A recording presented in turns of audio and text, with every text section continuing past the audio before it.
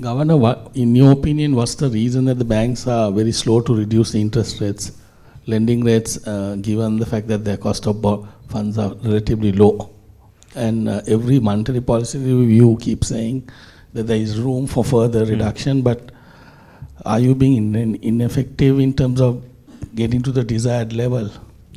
No, I think we have to appreciate the fact that if you look at the charts, it has been coming down significantly, but still not aligned with our policy rates and normal monetary policy cycles.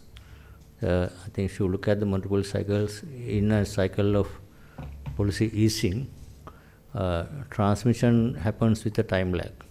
That's where we have seen some of the rates have basically policy have been transmitted to the policy rates faster. This is a usual kind of transition process, and the transmission happens, takes a longer time, especially when it comes to market lending rates.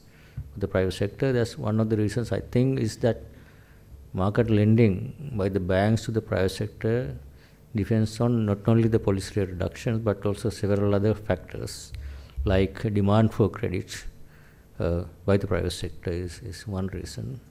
Other one is some of the other risk factors they price in when they are lending, and also I think earlier there was a claim that the repricing deposits are the one of the reasons why they are so late, but I think what we can see now, repricing of deposits has already happened, so deposit rates have been adjusted. I think they have still room.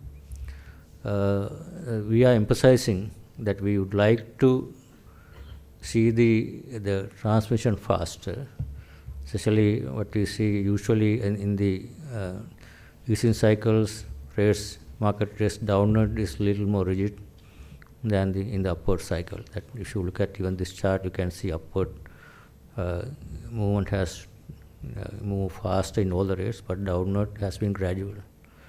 So we hope that this is why we thought we give some more time for that race to adjust. I think it's not, I don't say this ineffective, where banks need to obviously, it's also the private sector demand and also their ability and go and bargain or negotiate for a better prices is also important.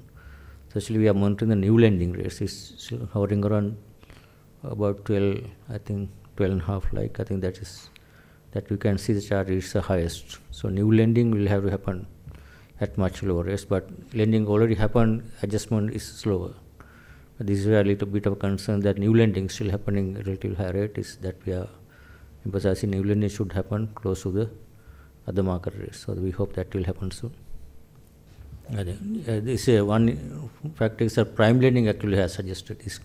It reflects the risk appetite and pricing the risk by the banks. So they have shorter term, the prime customers are already benefiting from lower rates, but the other risk factors are the ones who are paying a little higher price now.